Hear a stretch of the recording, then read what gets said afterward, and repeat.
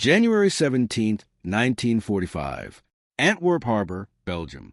The night air trembles, not with the roar of bombers or the crack of artillery, but with something newer, something the soldiers cannot yet name.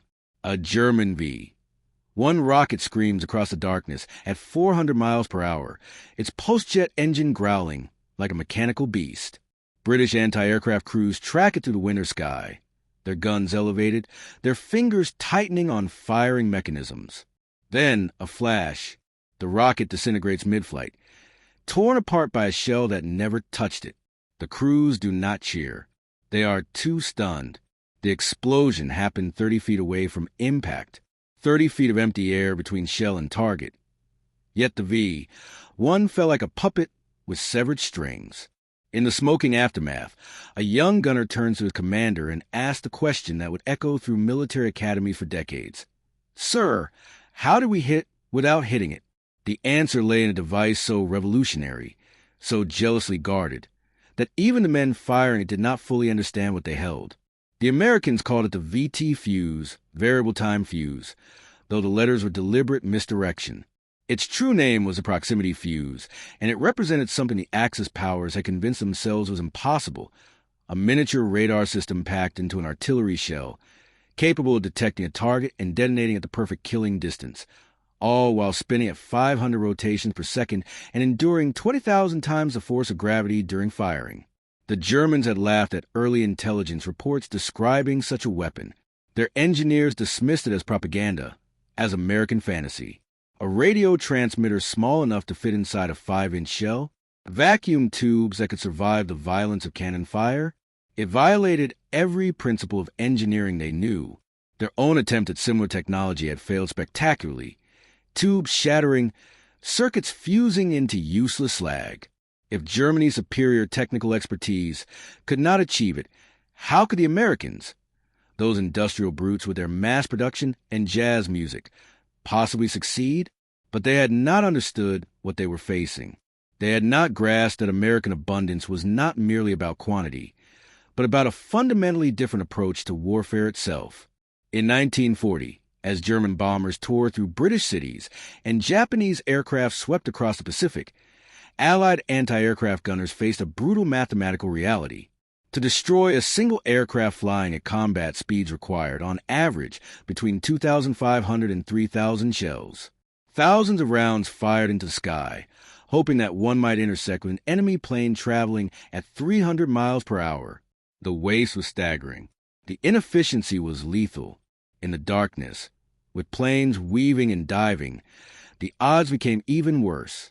Gunners aimed at where the aircraft was, not where it would be. By the time the shell reached altitude, the target had vanished into different airspace. Scientists at the Carnegie Institution, the Johns Hopkins Applied Physics Laboratory, and the National Bureau of Standards received an impossible mandate. Create a fuse that could think. It needed to sense a nearby target, calculate distance, and trigger detonation, all in a fraction of a second between leaving the gun barrel and reaching the target zone.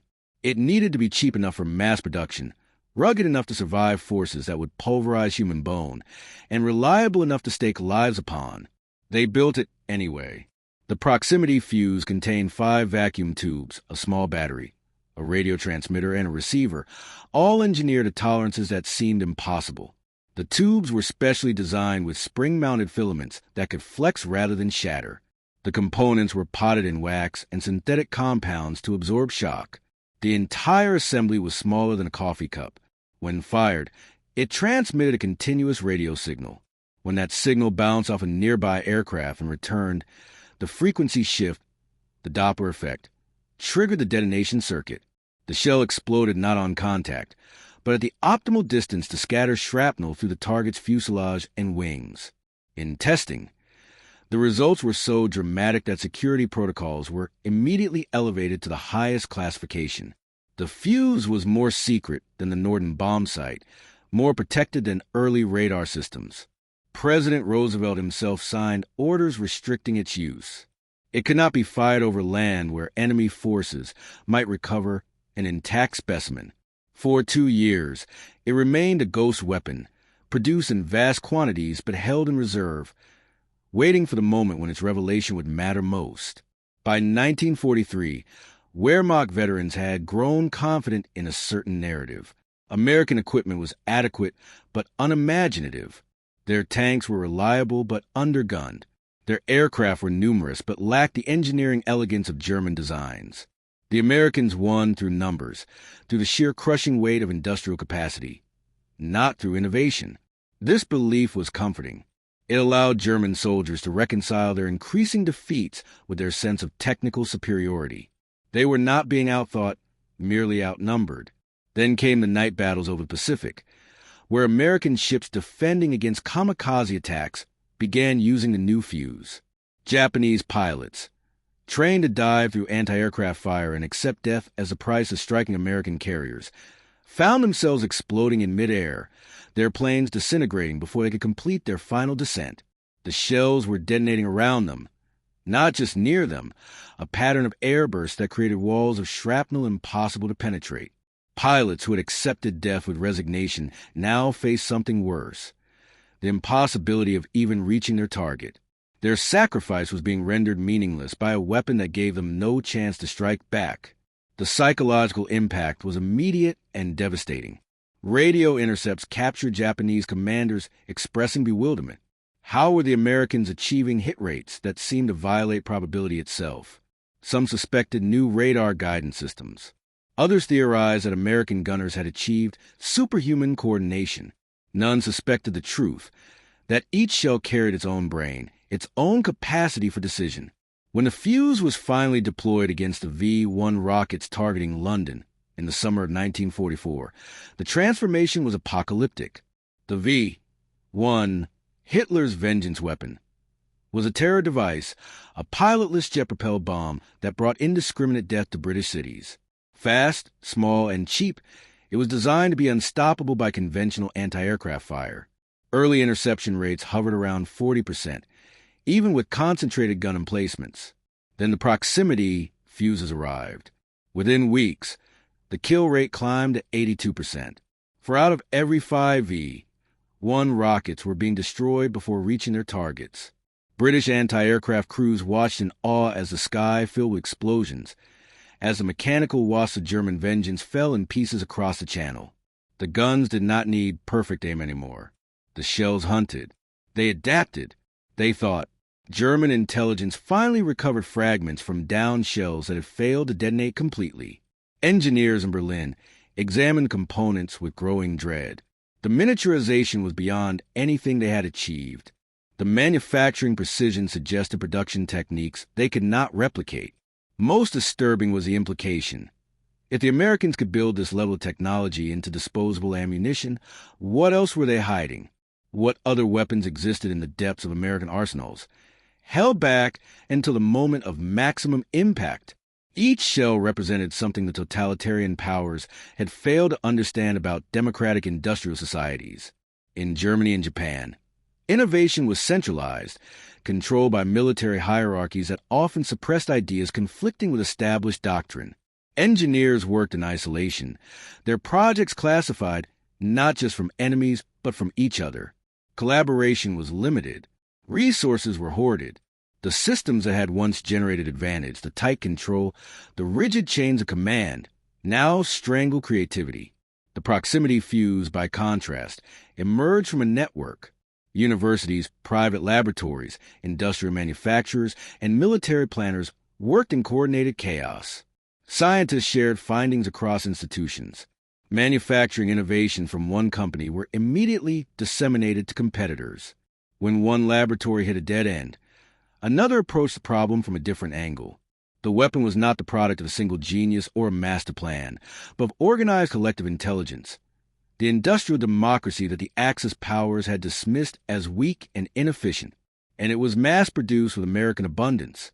By the end of the war, over 22 million proximity fuses had been manufactured. 22 million miniature radars, each one a technological marvel, produced at a rate of thousands per day. The Germans, who prided themselves on engineering excellence, could not fathom the system that made such production possible.